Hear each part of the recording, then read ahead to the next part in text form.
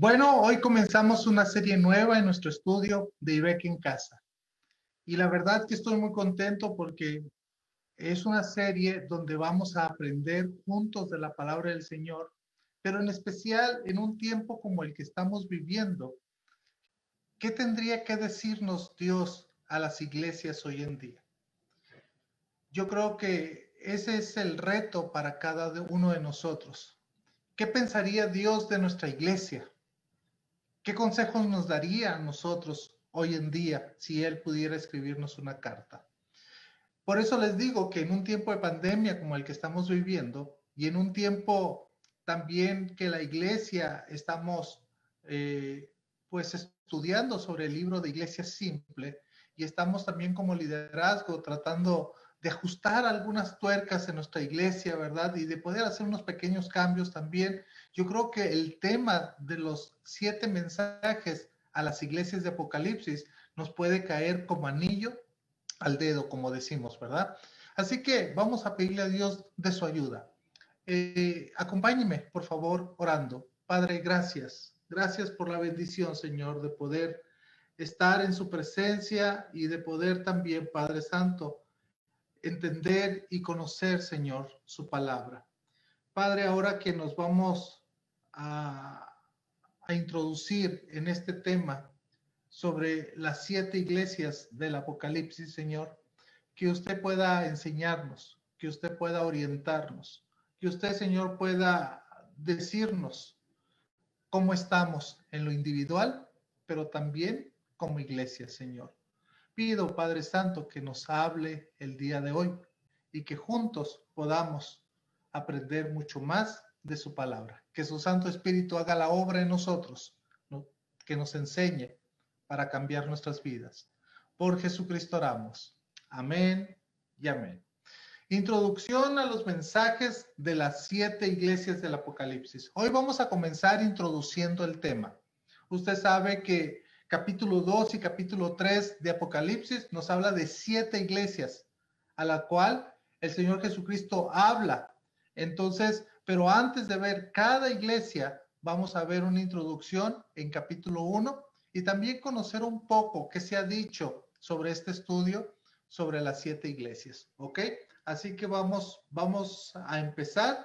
Y lo primero que quisiera preguntarle y que meditáramos es si si el Señor Jesús escribiera una carta a la iglesia, ¿qué nos diría?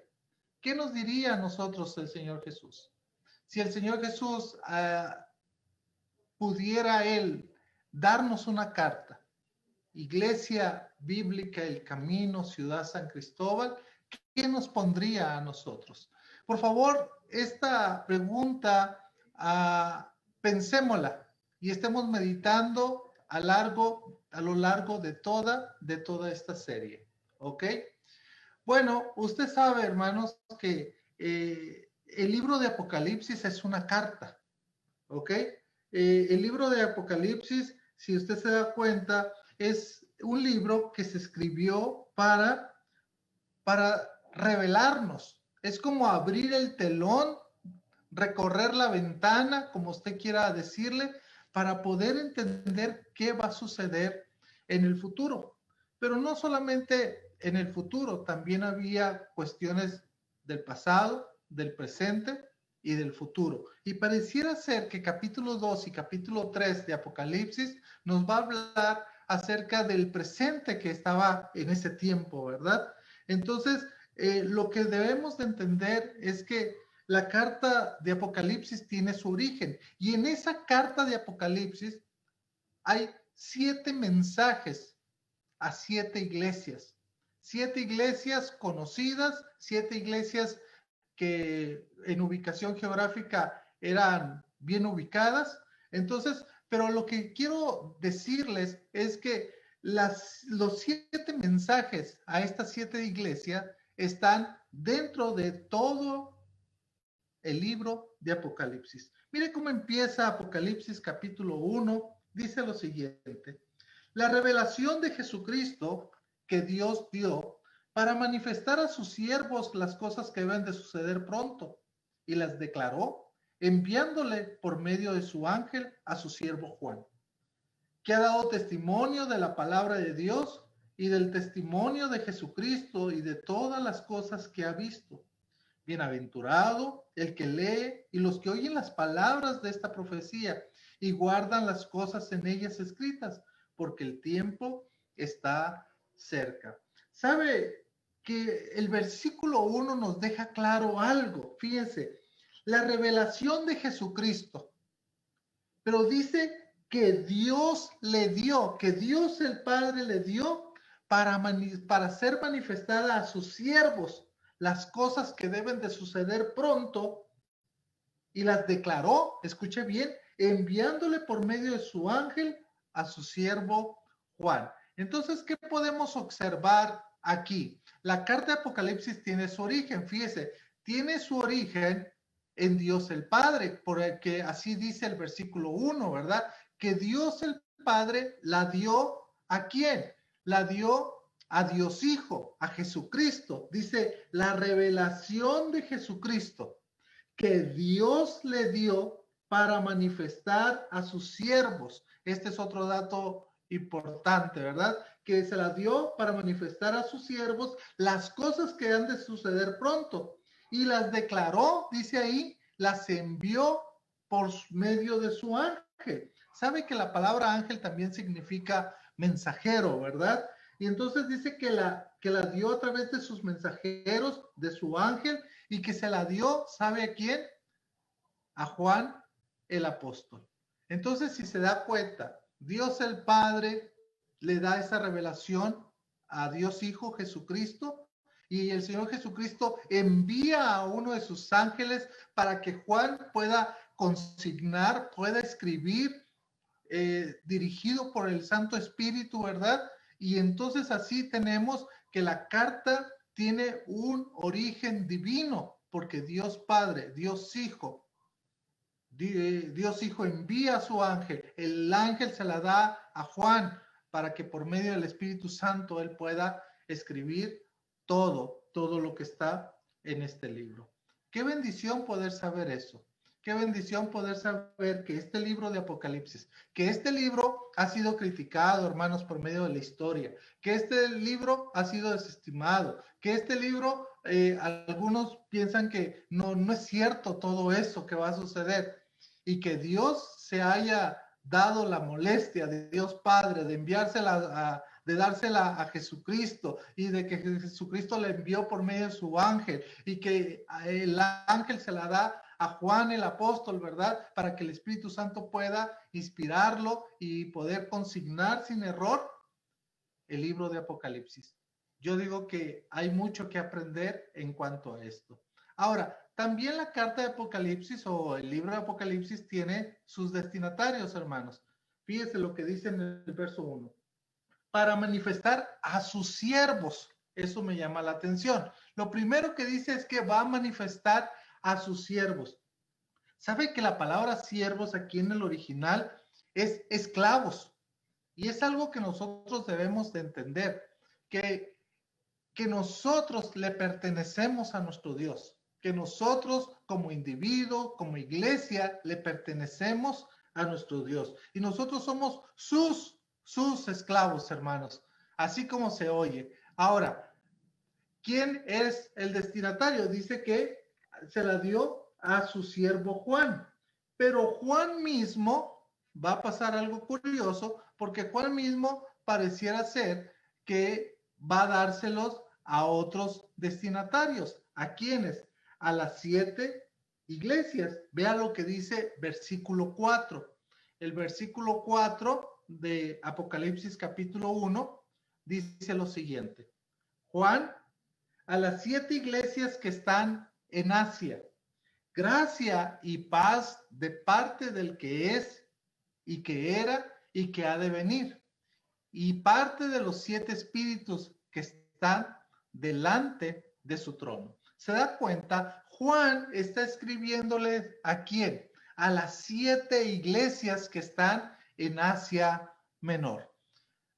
Desde un inicio se queda claro que el destinatario, los destinatarios de esta carta son las 7 iglesias que están en el Asia Menor. Ahora, si son estas 7 iglesias, nos vamos a dar cuenta que en capítulo 1 el escritor pone demasiado énfasis en estas 7 iglesias y hasta las va a describir, hermanos, por nombre. Por eso es que Apocalipsis es una carta escrita a las 7 iglesias en la provincia de Roma de Asia al final del primer siglo. Cada iglesia, hermanos, tenía sus necesidades especiales y Cristo va a dirigir un mensaje individual a cada congregación. Estas iglesias fueron iglesias reales en ese momento histórico, como otras a las cuales también los apóstoles dieron sus cartas, a la iglesia de Filipos, de Tesalónica, ¿verdad?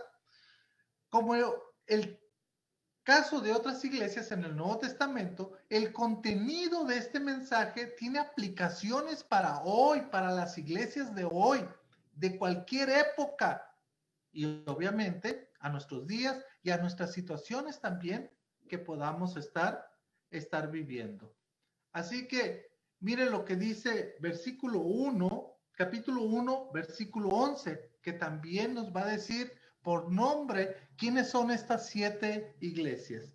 Dice el versículo 11 que decía, yo soy el alfa y la omega, el primero y el último. Y aquí viene entonces la orden.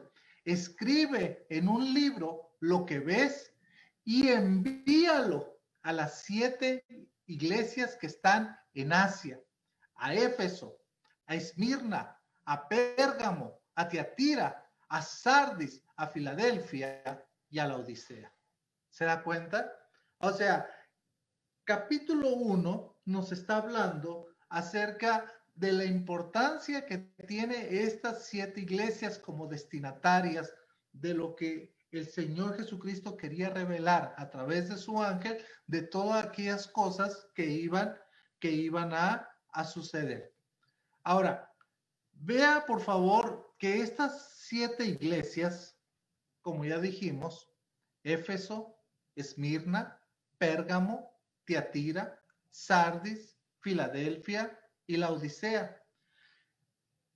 Algunos piensan que estas 7 iglesias podría ser como un pequeño círculo. Si ustedes podrían ver la pantalla, se darían cuenta que el apóstol Juan se encuentra en Pasmos. Ahí una pequeña islita, ¿verdad?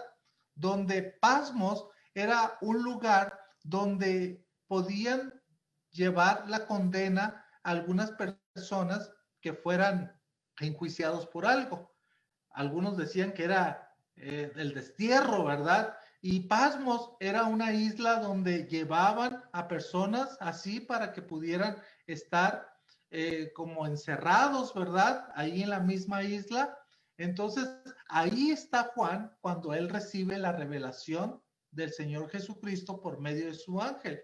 Y dice que la tiene que enviar. Y no solamente enviar, hermanos, el contenido a cada iglesia, el contenido que se le va a hablar a la iglesia de Éfeso, de Esmirna, de Pérgamo, de Tiatira, de Sardis, de Filadelfia o la Odisea. No es todo el libro completo, es todo el libro de Apocalipsis. Entonces, por eso es necesario, escuche bien, que cada iglesia pueda leerlo y pueda entenderlo. Aunque pareciera ser que el mensaje a Éfeso debería de ser exclusivamente a Éfeso. No, todos podían aprender también de todo lo que venía en el libro de Apocalipsis. Recuerden algo muy importante, hermanos. Pareciera ser que cuando se escribe el libro de Apocalipsis, se escribe en un momento complicado, en un momento de persecución, en un momento donde Domiciano perseguía a la iglesia. Entonces, una carta, un libro como Apocalipsis puede caer muy bien en la mano de la iglesia.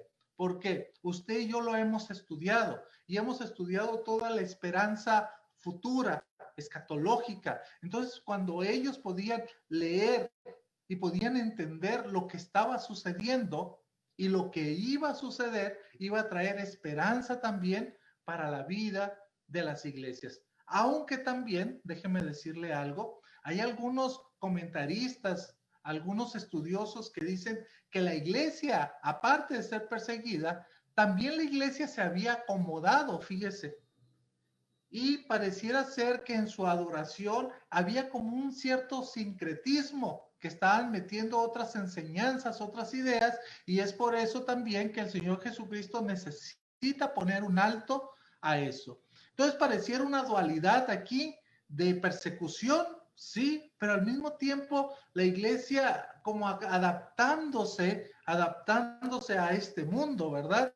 Y amoldándose, recuérdense lo que dice Romanos capítulo 12, versículo 2, y no os amoldéis, no tomen forma, no se adapten a este mundo, sino que haya una metamorfosis, es lo que está diciendo Pablo a los romanos. Entonces, por eso algunos piensan que eso es lo que estaba sucediendo.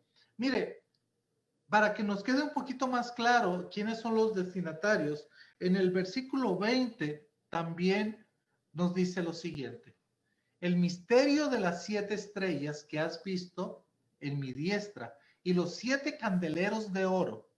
Las 7 estrellas son los ángeles de las 7 iglesias y los 7 candeleros que has visto son las 7 iglesias. Entonces, a las iglesias eran los 7 candeleros y las 7 estrellas dice que son los ángeles de las 7 iglesias, y ahí es donde tenemos el primer debate.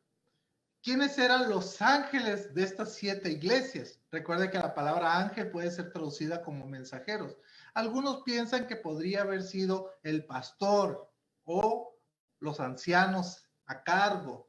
Algunos piensan que podría haber sido el responsable de la iglesia, que está escrita hacia ellos, ¿verdad? Como líderes, al liderazgo de la iglesia. Pero recuerde que todo lo que es al liderazgo de la iglesia tiene que ver con la misma iglesia. Pero aquí lo interesante es lo que dice: y los 7 candeleros que has visto son las 7 iglesias. Son las 7 iglesias. ¿Sabe, hermanos, que algunos piensan que Juan no pudo haber sido el escritor de Apocalipsis? ¿Por qué? Porque el estilo de Apocalipsis es un poquito diferente al estilo del Evangelio de Juan o de las cartas de Juan. Es obvio que debe ser diferente, porque Apocalipsis estamos hablando que es una literatura apocalíptica, profética, ¿verdad? Entonces es obvio que debe de haber diferencias a lo que él ya había escrito anteriormente. Entonces, ¿qué estamos viendo entonces? Muy claro, que Dios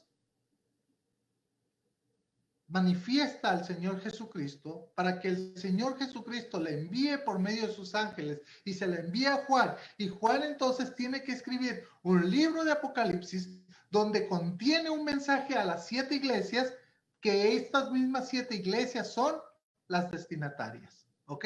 Ahora, una pregunta, hermanos: ¿por qué incluir solo a estas 7 iglesias? ¿Por qué incluir solo a estas 7 iglesias? Ahí tenemos algunas razones.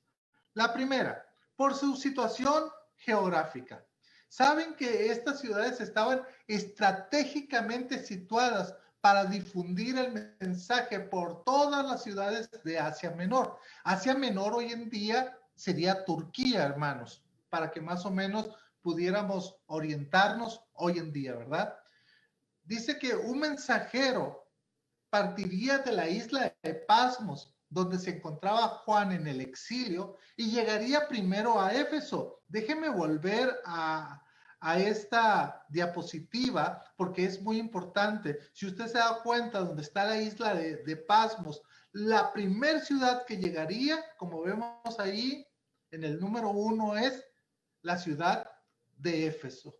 Entonces, por eso llega y es la primera iglesia. Luego viajaría hacia el norte, a Esmirna y a Pérgamo, ¿ok?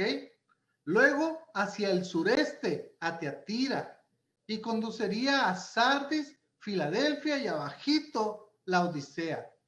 En el orden exacto en que las cartas fueron escritas. Por eso les digo que es algo muy curioso, ¿verdad? Entonces, ¿por qué incluir solo estas iglesias? Número uno, por su situación geográfica.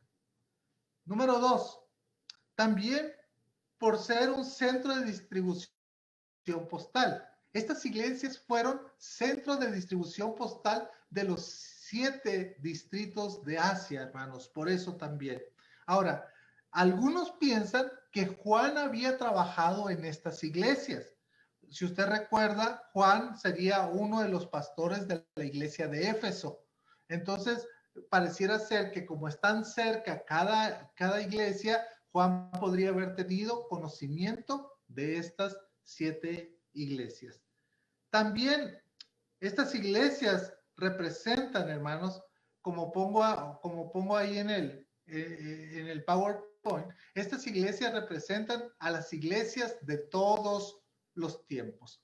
Los problemas y las necesidades de estas iglesias son representativas y semejantes a muchas iglesias de todo el tiempo y, ¿por qué no?, también de nuestro tiempo. Entonces, veamos, estas serían algunas posibles respuestas a por qué incluir solo estas iglesias. ¿Ok?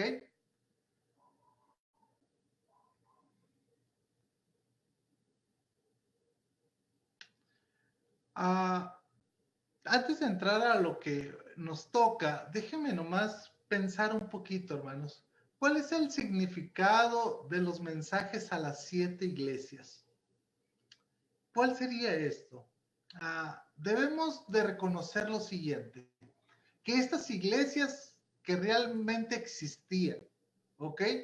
Existían en el tiempo en que Juan estaba escribiendo el libro de Apocalipsis. A pesar de que tiene mucho mensaje profético, porque yo diría que sería una característica de este libro, ¿verdad? También habla de realidades que la iglesia está pasando de todas las épocas, debido a que, hermanos, muchas veces tenemos las mismas necesidades que la iglesia de Éfeso. ¿Cuántas veces no decimos nosotros, es que estamos perdiendo el primer amor?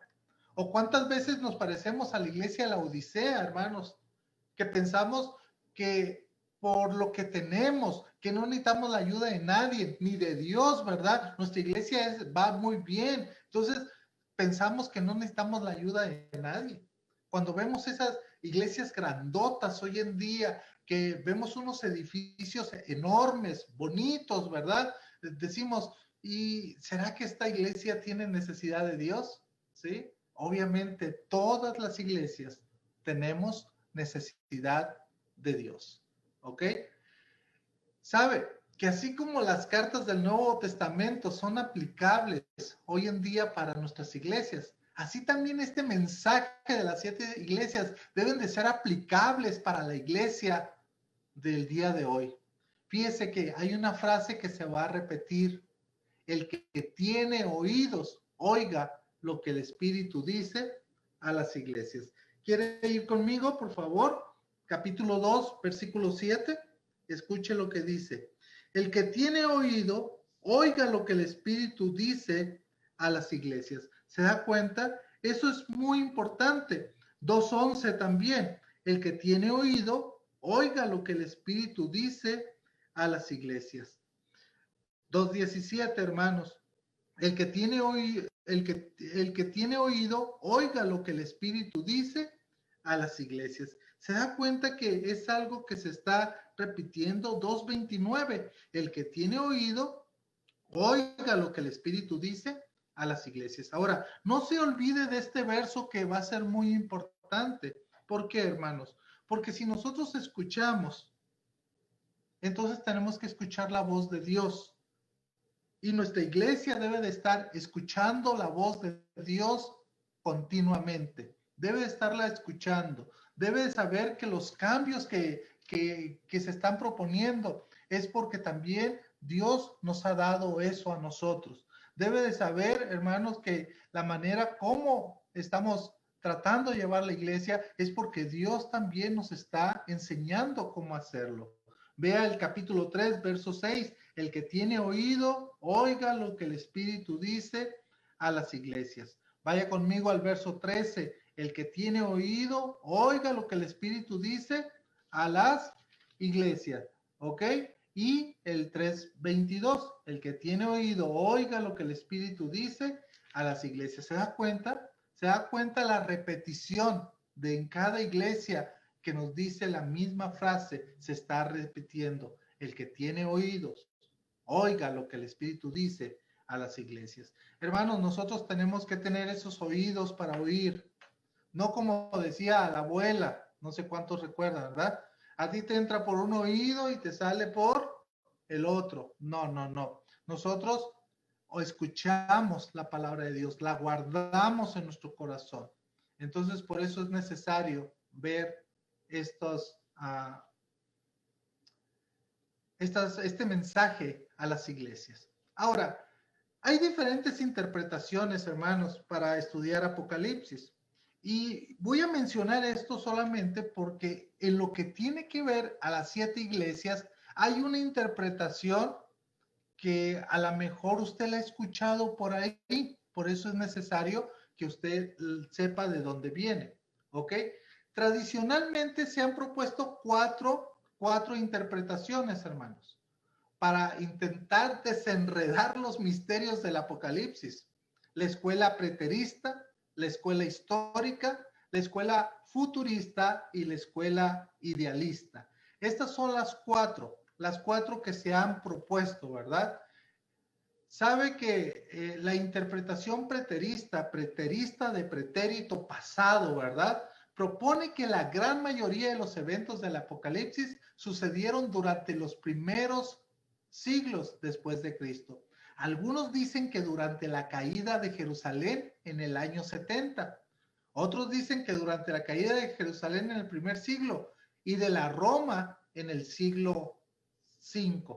Según esta interpretación, escuche bien, Apocalipsis fue escrito para consolar a los cristianos que sufrieron persecución de parte de Roma y de los judíos. El único problema que yo veo con los preteristas, hermanos, es que quiere decir que muchas de las cosas que nosotros vemos futuro ya pasaron.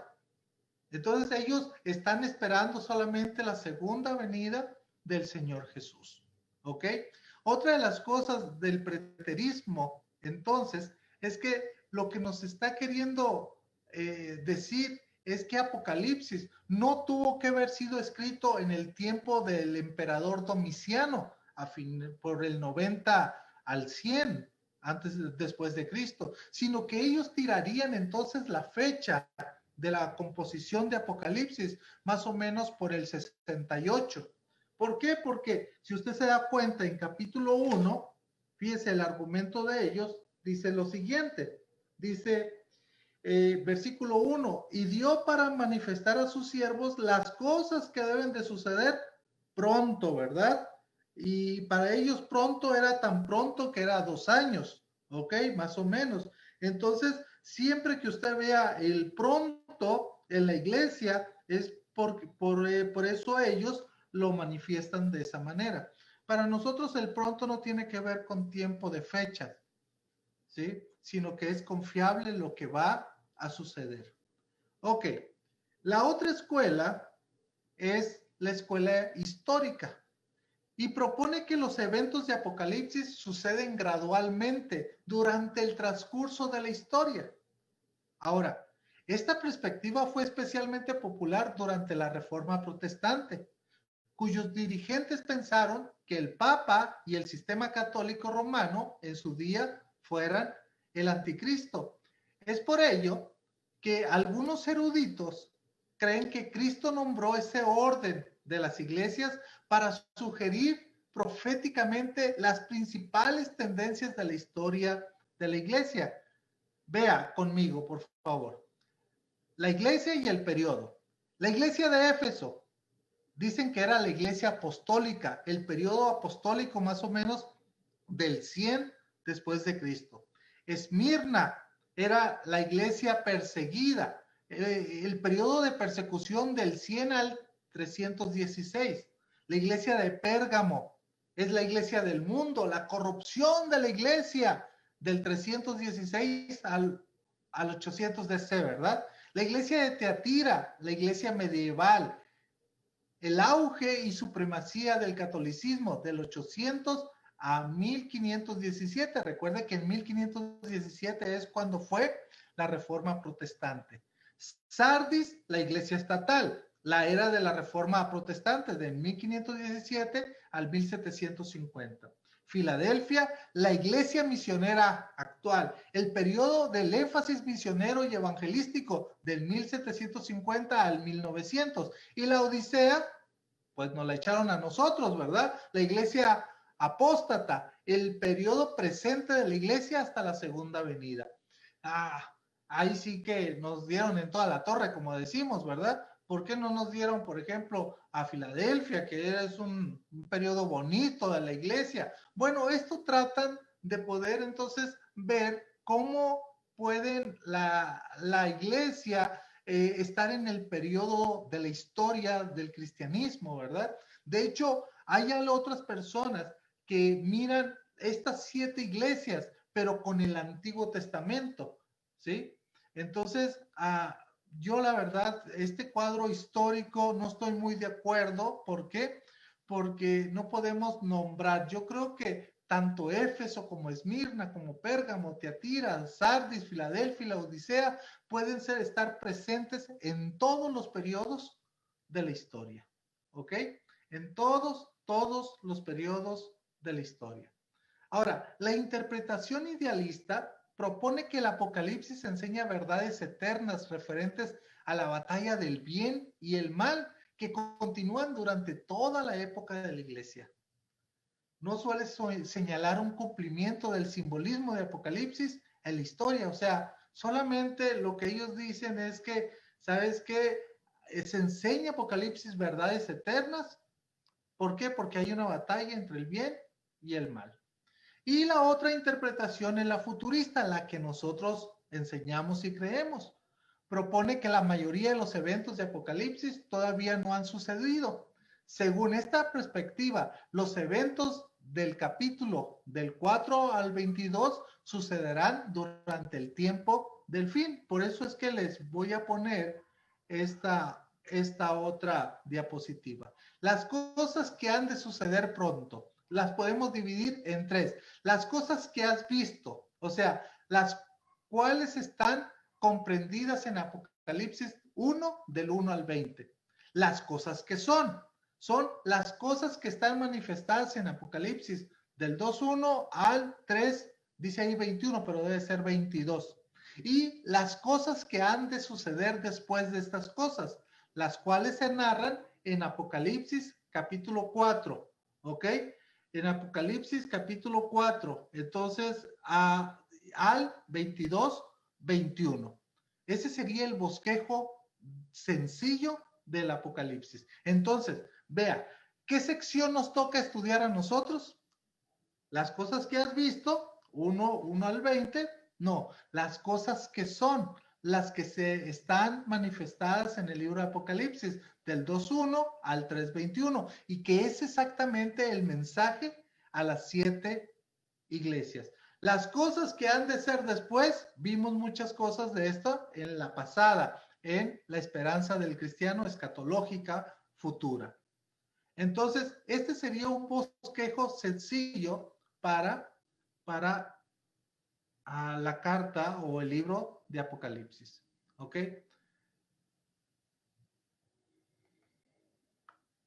¿Sabe? Ya nos queda un poco de tiempo, que cada carta tiene como una estructura, hermanos.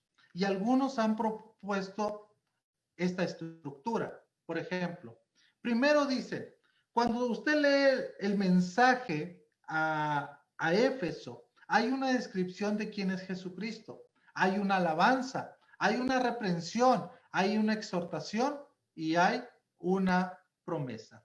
Hay una descripción de Jesucristo, quién es el que tiene las 7 estrellas en su diestra. Hay una alabanza, ¿sí? Tu arduo trabajo, pero también hay una reprensión. Después de la reprensión, hay una exhortación y una promesa.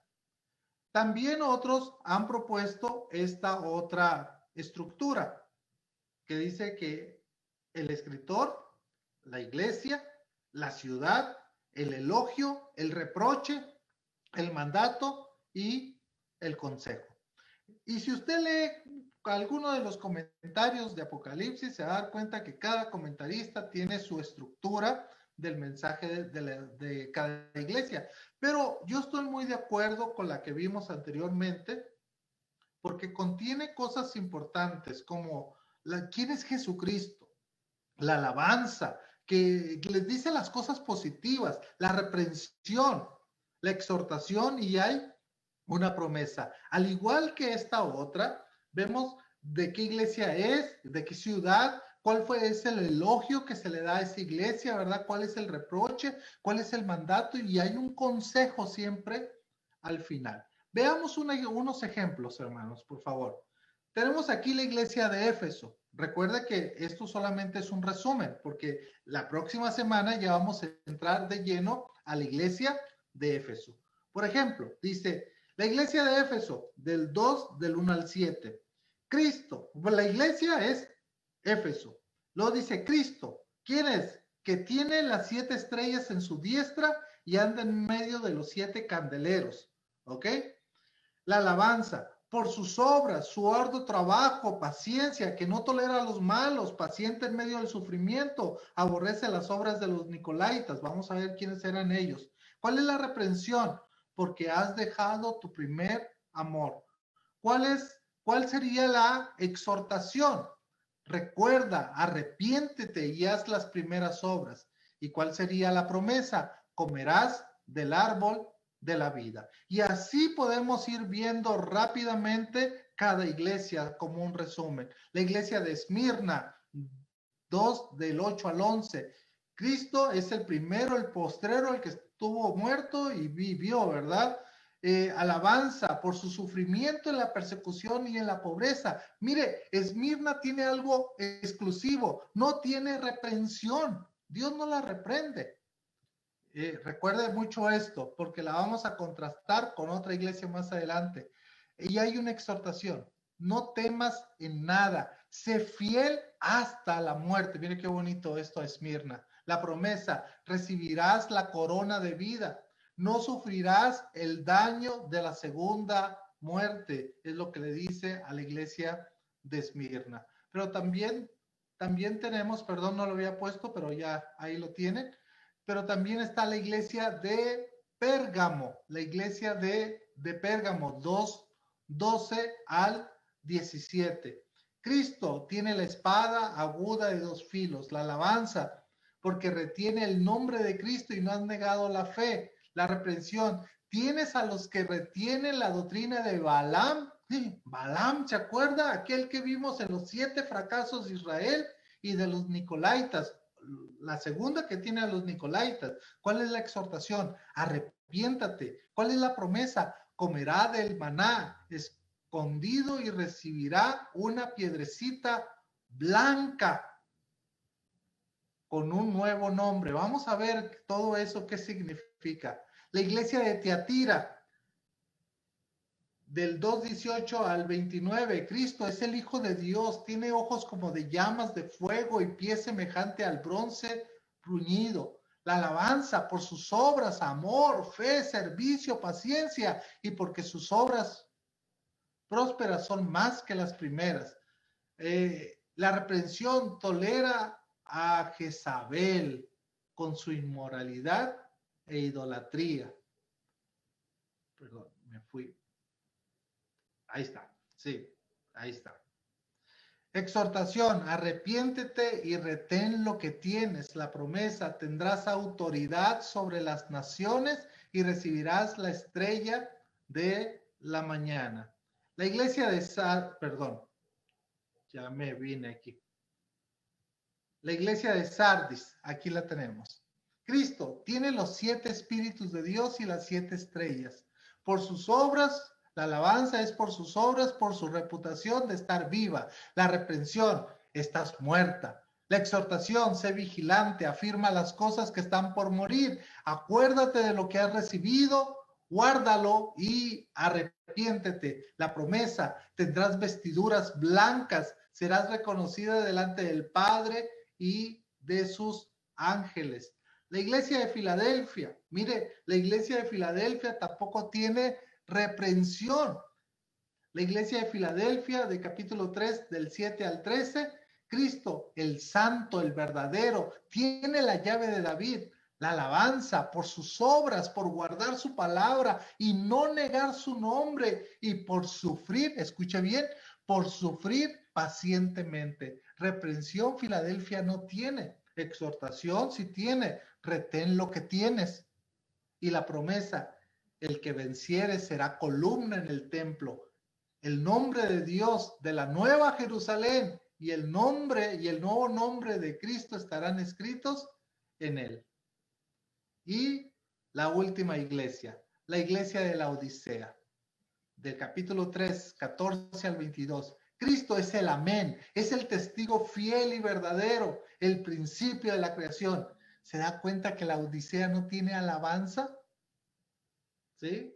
Pero sí tiene reprensión por no ser fría ni caliente, por ser una iglesia tibia, y por eso es una iglesia desventurada, miserable, pobre, ciega y desnuda. La exhortación, compra de Cristo oro refinado, vestiduras blancas y colirio, sé celosa y arrepiéntete.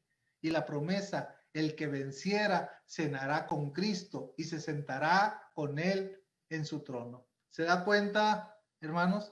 Cada iglesia tiene algo que decirnos para nosotros el día de hoy. Algunas enseñanzas, hermanos.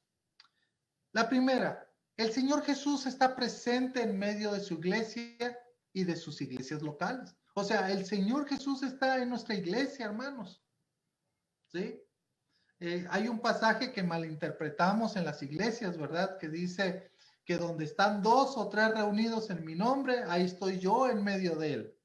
Sí, pero no entendemos que ese pasaje está hablando en medio de que cuando hay un conflicto entre personas, Dios está en medio para resolver ese conflicto.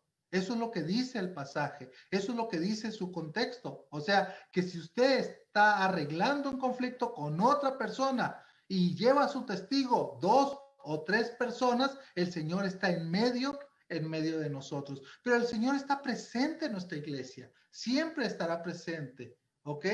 5 iglesias necesitadas y 5 iglesias que necesitaban también una serie corrección. Si se dan cuenta, de las 7 iglesias, 5 iglesias necesitaban seriamente una corrección. Pero también debemos de recordar lo siguiente, que la fidelidad de Cristo hacia su iglesia, a pesar de la infidelidad de la iglesia, la fidelidad de Cristo sigue hacia su iglesia, hermanos. Eso debemos de saberlo siempre. Sea que seamos una iglesita pequeña, más grande o súper grande o mega iglesia, como le llaman hoy, siempre Dios tendrá fidelidad a su iglesia. Siempre. Aunque nosotros le seamos infieles, le dice Pablo a Timoteo, Él permanece fiel. Eso debemos de recordar. También, la iglesia le pertenece a nuestro Señor Jesucristo. ¿Por qué? Porque Él la instituyó, Él la fundó, Él la compró y Él la sigue amando como su novia. Entonces, la iglesia no es de los pastores, la iglesia no es de los líderes. No, la iglesia es de nuestro Señor Jesucristo. Si bien es cierto, hermanos, pareciera ser que hay algunas advertencias que vamos a ver, que te voy a quitar de en medio, le decía a la ciudad, ¿verdad? Entonces, hermanos, debemos de entender que en este tiempo, que no nos estamos reuniendo en las iglesias locales, sino que estamos reuniéndonos por medio de estas plataformas. Déjeme decirle que Dios aún tiene control de usted como iglesia, que es la iglesia del Señor Jesús. Él sigue siendo misericordioso. Él sigue siendo nuestro pastor. Él sigue siendo nuestro cuidador. Él sigue siendo nuestro líder, hermanos. Nunca, nunca se le olvide eso. Para meditar, hermanos, les voy a dejar este pensamiento. El principio esencial para la aplicación de estas cartas en nuestros días es en la medida en que nuestras vidas o iglesias reflejen cualquier síntoma que el Señor resucitado pone en relieve en estas cartas. Hemos de escuchar lo que el Espíritu dice a las iglesias. Para terminar, hermanos, déjenme recordarles un caso en el Antiguo Testamento. Un personaje en la Escritura. ¿Se acuerda de Elí? Un personaje, hermanos, que era líder en el templo, que era el sacerdote del templo. Curioso, hermanos, que él como líder no se dio cuenta que sus hijos andaban mal, número uno. Número dos, él como líder no podía ver que Dios estaba llamando a Samuel para el liderazgo. ¿Qué quiero decir con esto? De lo que estoy queriendo decir, hermanos, es que necesitamos de entender que Dios pone al liderazgo para que pueda tener visión, para que pueda tener, saber entender los tiempos de Dios y saber lo que sucede alrededor. No ser miopes espiritualmente.